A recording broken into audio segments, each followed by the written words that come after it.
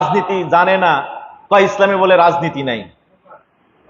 কত বড় বোকা এগুলা! তো আসলে মুসলমানদের বুলি না, শেখানো বুলি পশ্চিমাদের। মুসলমানরা থাকবে মসজিদে তসবিহ নিয়ে, কত সুন্দর সুন্দর জায়নামাজ। আরবে যান দেখি, কয়জন আরব তারা জায়নামাজ নিয়ে তসবিহ নিয়ে মসজিদে বসে থাকে, যায় দেখেন। পশ্চিমা দেশে যান, মিশর যান, কুয়েত যান, কাতার যান, দেশে দেখেন ওখানে গিয়ে আরবরা মসজিদে গিয়ে তসবিহ আর জায়নামাজ ওইখানে নিয়ে বসে থাকেন। আর আমাদেরকে মসজিদের ভিতরে ঢুকায় দিছে, ঢুকায় দিয়া দরজা বন্ধ করে দিছে। দরজা বন্ধ করে দিয়ে বলছে যে আমিন জোরে বলবেন, আস্তে বলবে, এটা নিয়ে ঝগড়া লাগা। নূর নবী নাকি মাটির নবী, ঝগড়া লাগা।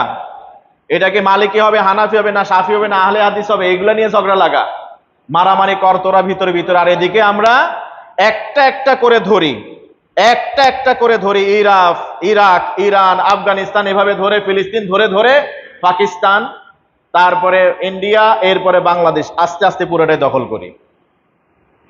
মা কথা কয় না?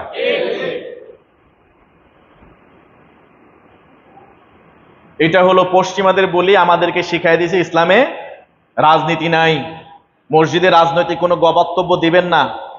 আছে কিনা নাই এরকম?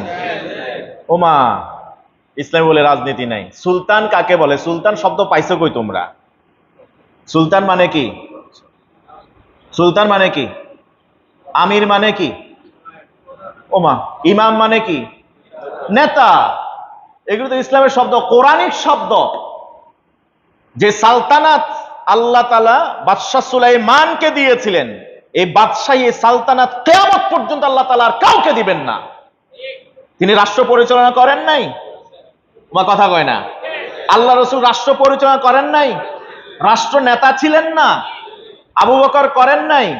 ওমর, ওসমান, এরপরে আলী ইবনে আবি তালিব করেন নাই? হাসান রাদিয়াল্লাহু তাআলা 6 মাস চালান নাই? খেলাফতের আদলে চালান নাই? ওমর ইবনে আব্দুল আজিজ পঞ্চম খলিফা, বলা হয়ে থাকে আসলে ষষ্ঠ খলিফা, তিনি কি চালান নাই? তোমার কথা কয় না? তো এটা মনে হয় রাজনীতি ছাড়া হয়েছে। রাজনীতি নেই। নাউজুবিল্লাহ বলেন। রাজনীতি আছে কিনা? নাই। দেখেন, এই যে রাজনৈতিক শিক্ষা তো ইসলাম থেকে গ্রহণ করবে, কিভাবে পলিটিক্স করতে হয় সেখানে